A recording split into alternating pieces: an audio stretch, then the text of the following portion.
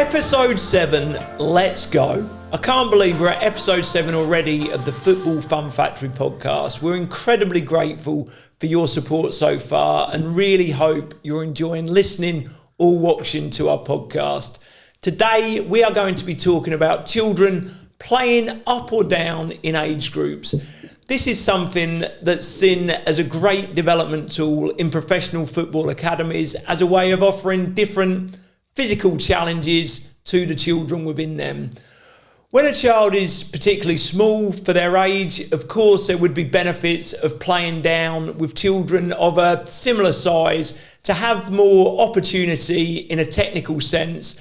And when a young child is very big for their age, the opportunity to play up, again, will challenge the child playing against kids of a similar physical maturation. I've seen this firsthand working in professional football, and although making perfect sense to us as adults, it can be very different for the child in question. They, of course, don't understand the rationale behind it, and the challenge of playing up or down can be too much psychologically for them. Of course, this doesn't just happen in professional football. There's thousands of kids playing in grassroots football, playing up, but against the rules to play down. Is this something that needs to be addressed to help them in their development? Or is it just a load of nonsense and all the kids should just play in their own age groups? It's defo an interesting one, and I can't wait to get the thoughts of James and Johnny. James? Defo. What are your thoughts on this, James?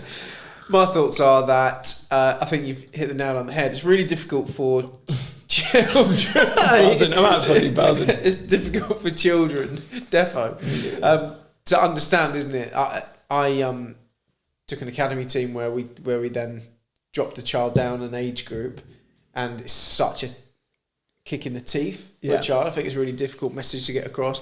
All comes down to education.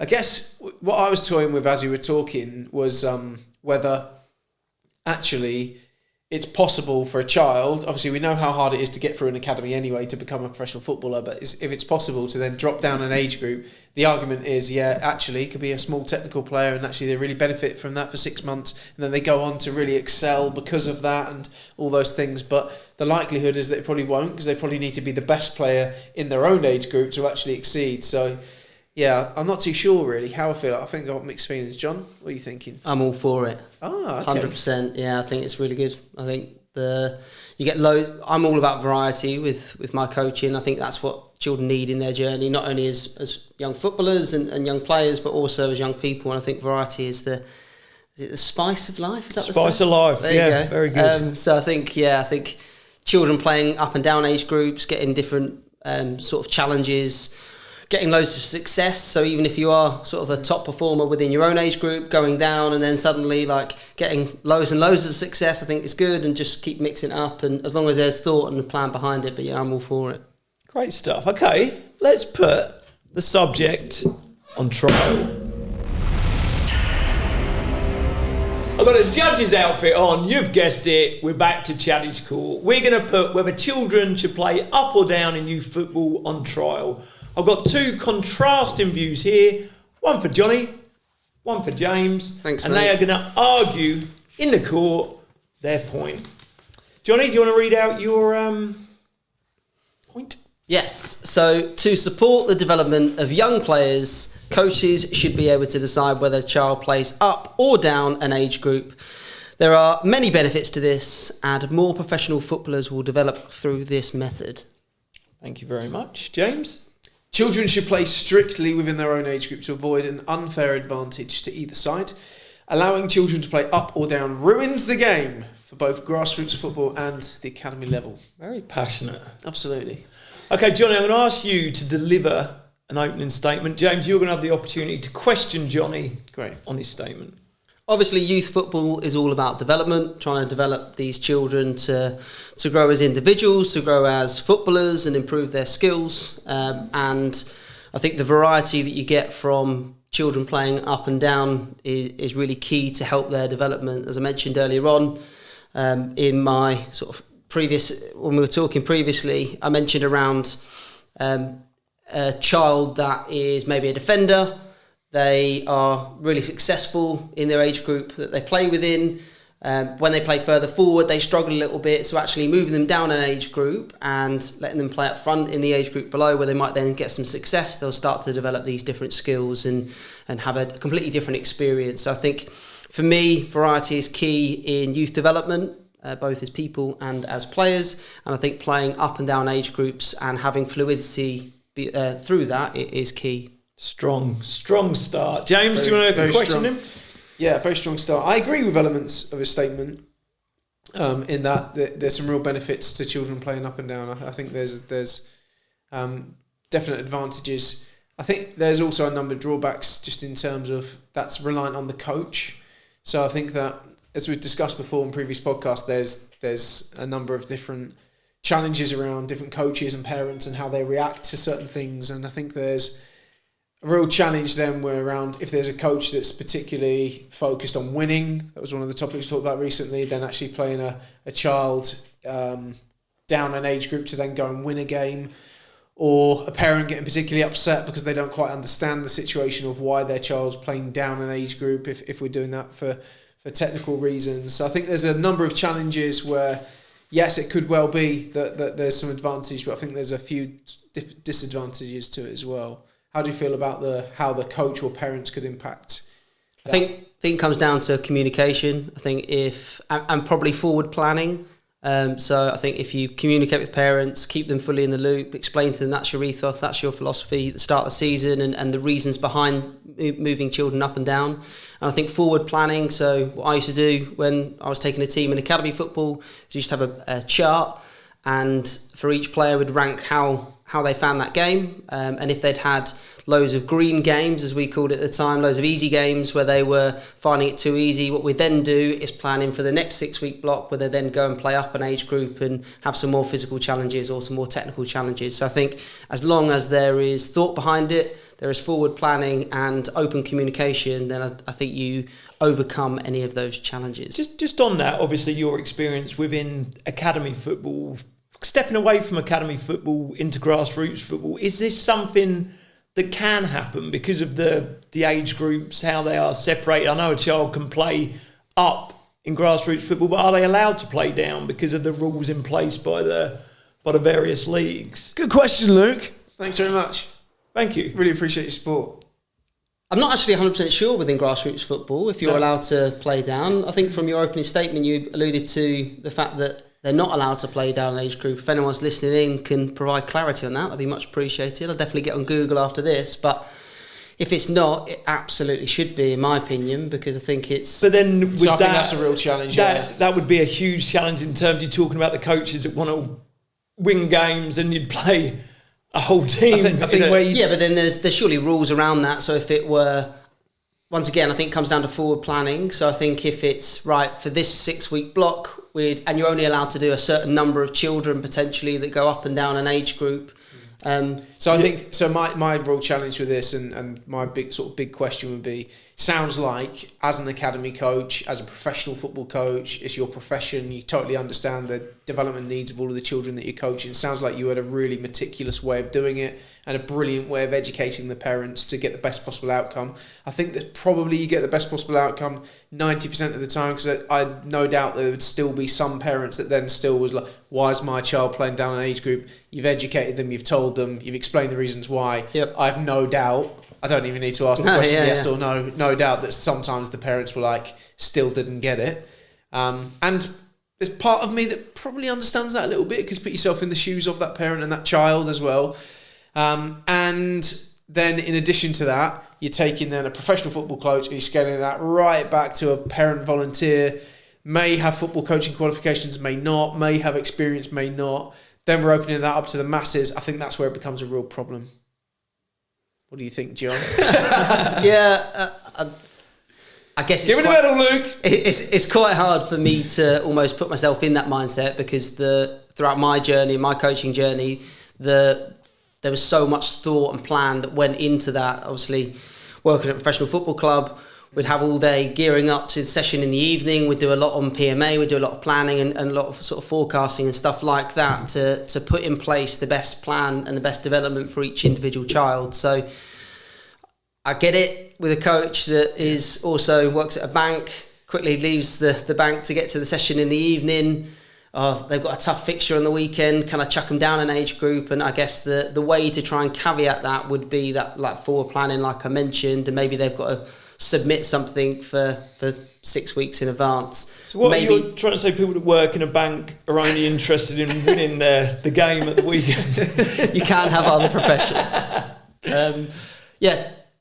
Good challenge, but I think still the benefits of moving children up and down age groups to help their development is definitely more benefits than negatives. Fantastic. Great stuff, Johnny. James, opening statement? Yes, my just to remind us, children is placed strictly within their own age group to avoid an unfair advantage. So it kind of comes back to the point that we're talking about. You wouldn't put a child in year 2 at school to support their development. Would you hold not? them back a year, unless it was absolutely necessary. So that happens on a tiny scale with a very small number of children, because it's significantly damaging to them psychologically. Like, they can have a real challenge with that. So to hold them back a year at school would be a real challenge. And this is no different really, because it's saying the same thing. It's the same message to a child. What we're saying to a child is, you're not good enough for this age group. That's essentially what we're saying. You're not good enough to play within your own age group, and therefore you have to then go and play for the younger age group. Luke, when you were a professional footballer, was there a time when you had an example of either you or another player in the team that had to go and play with the probably reserves at that time rather than 23s? But did you ever see that, or had to go and train with the reserves or 23s? So effectively the manager was saying to the someone, you're not good enough. Did that happen to any of the players that you played with? Yeah, me on a daily basis. I think that's what you're trying to get at. Not specifically you. I'm not digging you out. No, I think it's... Yeah, obviously that did happen, and people would be annoyed if they were with the first team, then they went with the reserves. I think what the sort of point of this is, the reason would be physical reasons, probably more than anything else, in my experience of this, where obviously when you're at a professional football club, if you're playing, you're happy. If you're not playing in reserves, you're not happy, and it would affect your confidence. Yeah. But I think this is very different, so I'm going to detract that question from today's proceedings. So I'm gonna finish it with two quick I've got a question. problems. I've got a before I question. finish my statement. I've got a question. Two quick questions. Johnny, let him finish. So, let him finish. 2 quick things then. One, the coach that plays a child up to win the game, to win the game. Real problem. And we know from kind of the grassroots game, there's some brilliant volunteers. We also know there's some people that are desperate to win their under-7s fixture at the weekend. So that's a real problem. And then 2, problem of child feeling really, really negative about being asked to play down, and also possibly parental confrontation and needless kind of discussions around that. Whereas if they just had to strictly play within their age groups, all of those things would be avoided. Fantastic. Go. Thanks, Luke.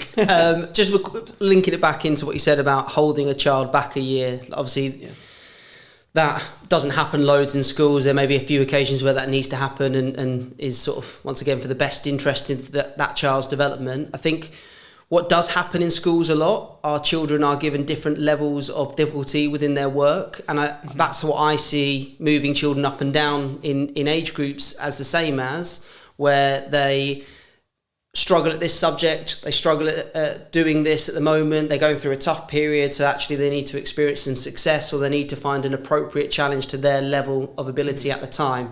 I don't think it's necessarily play down for the whole year, that's what you set as, that's what you're going to do all season. I think there needs to be fluidity between, but I guess just linking back into what you said, if it were fluid and children could move up and down, would you not then see, similar to what they do in schools, that the coach, the teacher is finding an appropriate challenge for them at that time? Yeah, I think that, I understand the point. I think that doing that, but also what they're doing in the school then is staying part of that environment.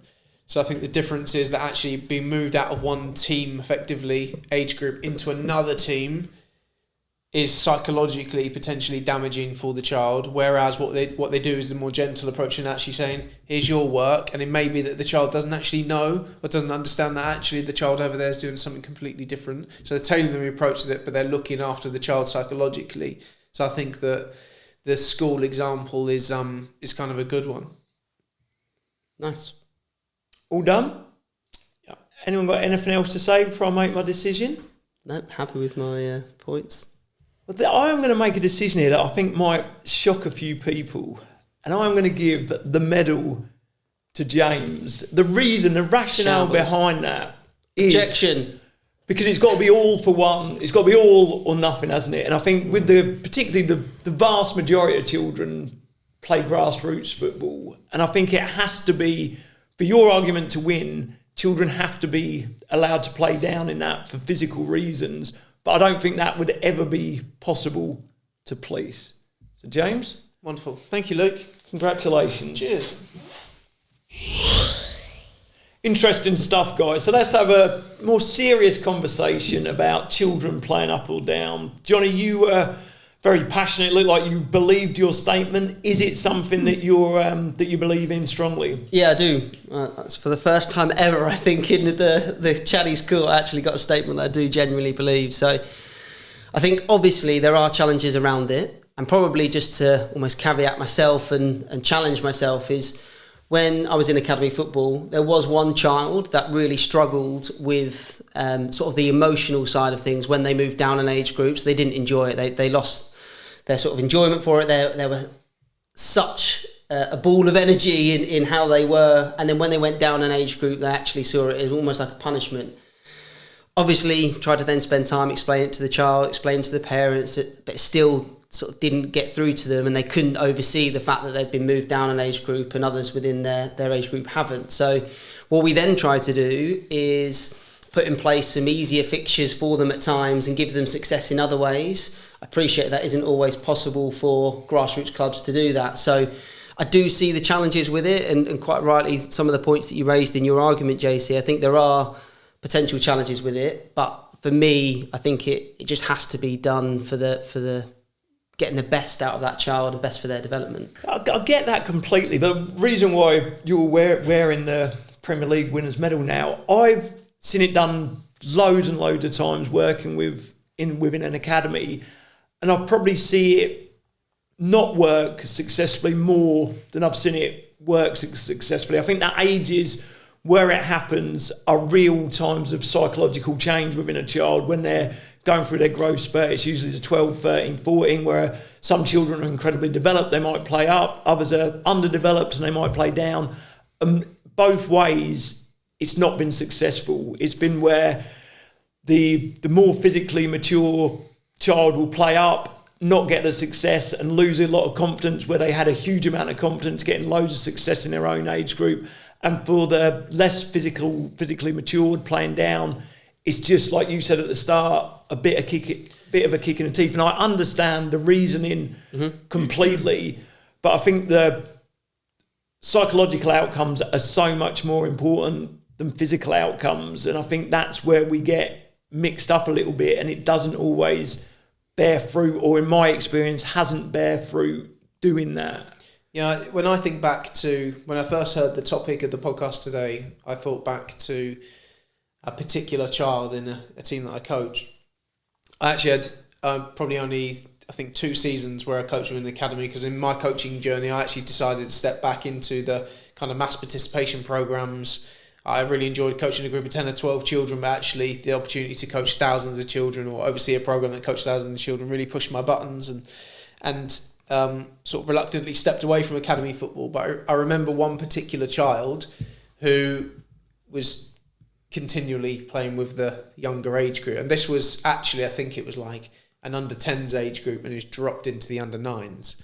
And at that time, he was then released at the end of that season. So my kind of experiences with this might be very kind of niche, just because I'm thinking about a particular example, and there may be lots of examples of children that have played for the under 13s, but they're actually in under 14 and they've gone on to do really well. I just think that if you're going to come through an academy, you probably need to be the best under 14, Because actually you still got to be the best under 15, 16, still got to get a scholarship, still got to sign a pro, still got to actually get into the first team. Such a journey to go on. So if you're playing down an age group, I'd go as far as to say there's basically no chance. However, I'd throw that out to you two because you spent a lot more years. Are there any examples of players that have done that and then gone on to do really well? Yeah, I think the challenge to that would be sort of the physicality of it. So when you're under 11 and everyone, or an under 12 and every one of your teammates is an absolute grown like anything, and you just can't get any sort of impact. You can't compete. So I say players like that come through that, whether they play down or not, still would have an opportunity. Probably the only player that I can think of would be my son, Lewis, who's a little bit different because he's a goalkeeper and probably played down because his own age group had a goalkeeper that usually played, and he played for the year below probably for about 3-4 seasons before then stepping up, and he's still at the club now playing. But I think it is a little bit different within that position as a goalkeeper, where you're sort of dependent on if there is a goalkeeper, if there isn't a goalkeeper. Unfortunately for him, every team needed a goalkeeper, so he got that sort of exposure and got to play. I don't know what your thoughts are on that, John. Yeah, so from my experience, when I've done it previously, it wasn't just for physical reasons. So there were like different challenges that we tried to set, like obviously the different children, and sometimes. So there's one lad that was athletic as you like. He was super quick. He would get loads of success in his own age group with his right foot. So he'd get the ball, tap it past someone, smash it in, and they'd do it 6-7 times in a game. So we actually played him down an age group and set him this sort of same challenge. So he still then got the physical success, if not more, so he could run past people. What age was he, John? This would have been under 10s, under 11s. So he was then playing down an age group, but then we set him the challenge of using his left foot, and then he got loads of repetition in a game scenario of that. So actually it was more of a technical challenge, that sort of the reasoning behind moving him down in that age group. And I think there are other examples of children where we've actually played them up 2 years or put them with that team for a psychological boost that they need at the time. So I get what you're saying, and I think if you generalise it, then I can agree and sort of understand and appreciate. But I think for me, when there's thought behind every decision, then I do think there are benefits to that. And I have seen children play down in an in the under 14s into the 13s, and then go on and play at a really, really high standard. Obviously, whether they go on and make it pro or not, I think is so hard anyway, because no one does. Yeah, I think the question for that, do you think that coach, like you talked there, that was your opinion? Obviously, a highly qualified, gifted coach, but that was what you wanted them to do. But there's something that doesn't sit right with me in the fact that the lad that played down to practice his left foot, you've taken him from having loads of success, loving his football. Would it not make more sense? Just, do you think us as coaches can try and do too much and mess about too much when the kids are absolutely flying? Let him do that. Let him keep flying. So that part of that strategy was behind getting him confident enough to use his left foot, because he still got the same physical, because he was so quick. He still got the same level of success. So he could have played in his own age group, played on the left, but he never would have then had the confidence, because he had that extra yard, because he was obviously a little bit more developed, a little bit quicker than everyone else when he played down an age group. It gave him that second or two extra to then be confident enough to use his left foot. And this was for 1 or 2 weeks for certain games, and then we'd put him back in his own age group. Then when he went in his own age group, he'd had that success, had the self-belief that he could do it, and then in that instance put him on the left in his own age group, and then had the same sort of level of success. And it never took away from, I don't think, his enjoyment, and actually he probably grew in confidence and gained more enjoyment out of then having that self-belief in himself that he didn't have. I'm just thinking now about the grassroots game and how varied it is in comparison, and how much of a benefit that is to all of the children. So we talk a lot about managing difference in coaching. It's a common topic. We talk about, pairing the smaller child with the bigger child, the faster child with the not so quick individual and whatnot. And that happens a lot naturally within grassroots football. You turn up on a weekend, you've no idea who you're playing really, and you play this team. It's just another group of kids of the same age group. Some are big, some are small, some are quick, some are not. Some are talented, some are less talented. Naturally, it gives all of the children loads of different kind of balanced view, like opportunities to experience different things, experience success, experience a real challenge. If there's a good defender, we just can't get past him. And then the next week it's different and different again. You don't really get that in academy football because, well, you do, but it's a lot tighter, isn't it? Because every child is super talented. Every child has been selected to be part of that program. Sorry, I think on that, like you say, it's different every week, but it's probably exactly the same for that little dot that still hasn't grown or anything like that. But probably it's the exact same game every week for them in terms of because of the different sort of physical maturation of the children. And I know that's the rationale of doing it in academy football, but I don't know, like in my mind, I'm really split on this because although working in academy football, I didn't see great benefits from doing it in terms of, unless the child was completely bought into it, they would suffer consequences because of that by playing up or down within an age group. Yeah, it's just balancing the psychological impact. Because you could sit here all day with someone and you could say, look, I think you're a great player, I think you've got a real opportunity to come on, become a pro. At the weekend, you're going to play for the under-14s. I know you're an under-15, but we want you to go in there because we really believe that that's going to be the best thing. In the back of my mind, if I'm that under-15 player, I'm thinking, you put me down in age group. It doesn't matter what you say to me. Yeah. I'm thinking I need to be the best of the best of the best in this team to be able to get out the other end of it because I know how little chance there is. So I just think it's so tough. Yes, I think I agree. I've seen that firsthand. I think you just need to try and normalise it. So what we tried to do when I was foundation phase is mix the age groups quite a lot. So every Saturday we would do like bio-banding games internally and we would mix like loads of different age groups up. We'd play them all together. So actually what we tried to do within the foundation phase at the time, which was obviously from under 9s through to 12s, like we'd try and create this buzz and there were relationships and we had like a buddy system. So there was like an under 12 was a buddy with an under 8 and they would then have a relationship. So it just created this like whole team feel. So is that the answer? Is that the opportunity to do that more so and there's less psychological impact in training environments? So think of a grassroots club. There's an opportunity to do that, isn't there? So if everyone feels a wreck on a Saturday morning because everyone's training because we play the games on the Sunday or vice versa or whatever it might be, then actually chucking all the 8s, 9s, 10s, 11s in together and mixing them all up or whatever it might be, then to give them those kind of experiences we're talking about.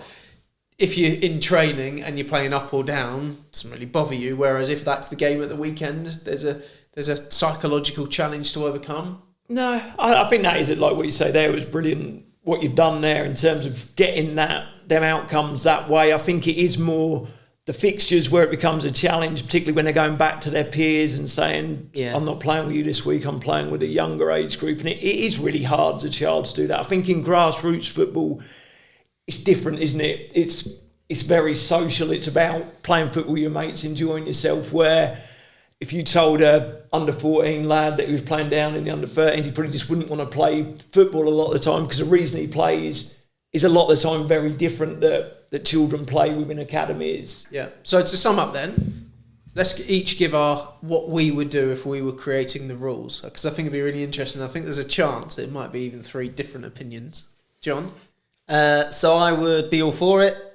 I think probably in some of the conversations and things that have come up from today, I'd probably try and put in some parameters around it. So forward planning, so maybe you've got to try and submit stuff ahead of time so you can't just necessarily look at the fixtures and then work out, this is going to be a tricky game, so I want to do this. And I think probably limit the amount of children that can play up and down to once again stop the fact that then suddenly all the strongest from the age group above, and maybe do something around the time of year they're born and that then might even then restrict, obviously you might have a September birthday and then they can't play down or something like that. So I'm all for it. There probably just needs to be a bit of thought behind how we can make it work in grassroots football, because I think I've seen it in academy football and I've seen it work really well. Yeah, I'd agree with all that. I think from my point of view, it needs to be more child-led than adult-led, sort of talking to them about it, understanding. And if it's not something that they're dead set against, that they don't want to do, I don't think if you don't want to do something, it's more or less impossible to gain development from it. So I think the child has to fully buy into what they're being asked to do. So that's all I'd add to what Johnny's said. Yeah, as a development of that, I would say that I would, in that scenario, give the ultimate decision to the child and the parent. So I would present the case. We'd like to do this for this reason. Here's the reasons why. Explain it, educate them. But we're going to give the ultimate decision to you. If you'd like to stay within your age group, then we can do that. And if you'd like to drop an age group for the weekend to gain these benefits that we think you can do that too. And then ultimately, kind of giving the child the ultimate decision. Fantastic. Great chat, lads. Enjoyed that today. It was great. We'll finish off with viewers' questions. Listeners' questions, yeah. Listeners' always say viewers, listeners' questions. Come on then, let's go. Okay, 2 quick questions to end the episode this week. First one, I run an under-11s team in my spare time. The kids seem to get bored halfway through our training and start messing around. Any ways to stop this happening? Head of delivery at the Football Fun Factory, Johnny Martin, will absolutely answer this question. Quick fire games, so play shorter sort of challenges and games that you do with the kids, keep the session moving. At the Football Fun Factory, we go arrival matches, session for 10-15 minutes, game for 10-15 minutes, session for 10-15 minutes, and then back into a game for the last 10-15 minutes. So I think it's keep it fast paced, keep changing the games that you're playing, and try and make sure they're challenging the children, because half the time they'll get bored is because they're not being challenged. So keep mixing it up, keep challenging the children. Quick fire answer as well. Love that, Johnny. And James, if you didn't create the FFF, what would you be doing today? Oh, can't give a quick fire answer on that. I have absolutely no idea. I'd be involved in football in some capacity, I think, because I just love the game. So it's my passion. So I'd find a way to be involved in football. Exactly what that looks like, not too sure. Maybe a professional footballer. You've certainly got the ability. I've seen that. When you sat there today with a Premier League winners medal around your neck as well. So fantastic. Guys, thank you so much. Thank you for watching. We will see you really soon.